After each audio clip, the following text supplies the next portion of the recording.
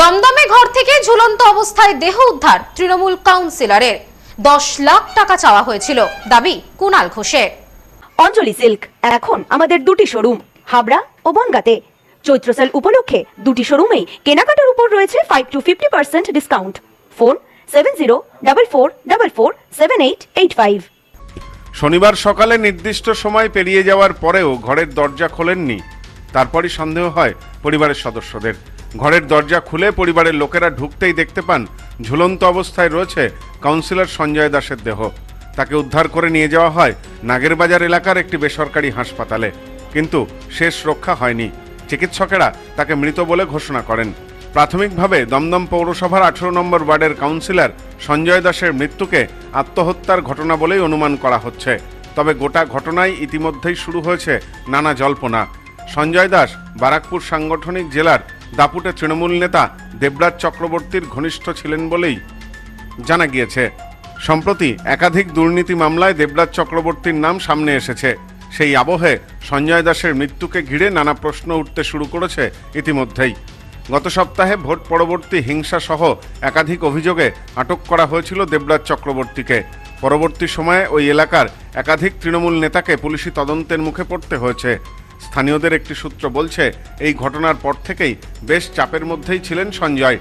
গত কয়েকদিন ধরে তাকে অবসাদগ্রস্ত অবস্থায় দেখা যাচ্ছিল বলেও তার ঘনিষ্ঠ মহল সূত্রে দাবি করা হয়েছে। যদিও এ বিষয়ে পরিবারের তরফে এখনো কোনো মন্তব্য করা হয়নি। প্রাথমিকভাবে পুলিশ সূত্রে একটি অস্বাভাবিক মৃত্যুর মামলা রুজু করে ঘটনার তদন্ত শুরু হয়েছে। তবে রাজ্যে পালা পরিবর্তনের আবহে তৃণমূল কাউন্সিলরের আত্মহত্যার ঘটনায় যথেষ্ট চাঞ্চল্য ছড়িয়েছে। এদিন নেতার দেহ কামারহাটি সাগর দত্ত মেডিকেল কলেজে ময়না তদন্ত করা হয়। সেখানে হাজির ছিলেন বিধায়ক শোভনদেব চট্টোপাধ্যায়, তৃণমূল বিধায়ক কুণাল ঘোষ। হাসপাতালে বসে কুণাল ঘোষ চাঞ্চল্যকর দাবি করেন। তিনি বলেন, তাদের ওই কর্মীর কাছ থেকে 10 লক্ষ টাকা দাবি করা হয়েছিল। সেই চাপ সামলাতে না পেরেই আত্মঘাতী হয়েছেন তিনি। যে সঞ্জয় দাসের উপরে 10 লক্ষ টাকা দাবি করা হয়েছে এবং একটা মিষ্টি প্যাকেটও দেওয়া হয়ে থাকে। সঞ্জয় দাস তাকে বলে, আমার শোনা কথা যে এরকম ব্যাপার, বা 10,000 টাকা নে, আমি পরে দেখছি। সঞ্জয় বলার পর আমি জানি না এরা কারা, এরা 12টার পর তৃণমূল বিজেপি না পুরনো বিজেপি। আমি যা শুনতে পেলাম এরা 12টার পর বিজেপির কোনো কর্মীরা এই কাজ করতে পারে না। আমি যা জানি, শ্রমিক ভট্টাচার্য, আমি খুব ভদ্রলোক, আমি জানি, ওনার সাথে আমার অনেক দিনের পরিচিতি। শ্রমিকদের সাথে আমি একসাথে রাজনীতি করেছি, আমরা যখন জোট ছিলাম। শ্রমিকরা এই ধরনের জিনিসকে বরদাস্ত করবে না, বিজেপি এই জিনিস বরদাস্ত করবে না।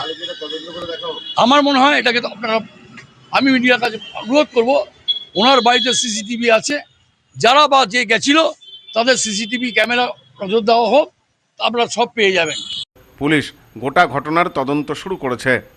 Bureau report, news No Man's Land, Kolkata. India's top selling electric scooty প্রাকৃতি। এখানে ইলেকট্রিক স্কুটির ভ্যারাইটিস, উন্নত প্রযুক্তির মডেল সহ ছোট বাচ্চাদের ইলেকট্রিক জিপ, বাইকের বিপুল সম্ভার। এছাড়াও আমাদের এখানে ইলেকট্রিক সাইকেলও পাওয়া যায়। রয়েছে ফিন্যান্সের সুবিধা। Mrs RM enterprise, proprietor Rajiv Roy. ঠিকানা মতিগঞ্জ, বনগাঁ, স্টেট ব্যাংকের বিপরীতে, ফায়ার ব্রিগেড রোড। ফোন 7908183121।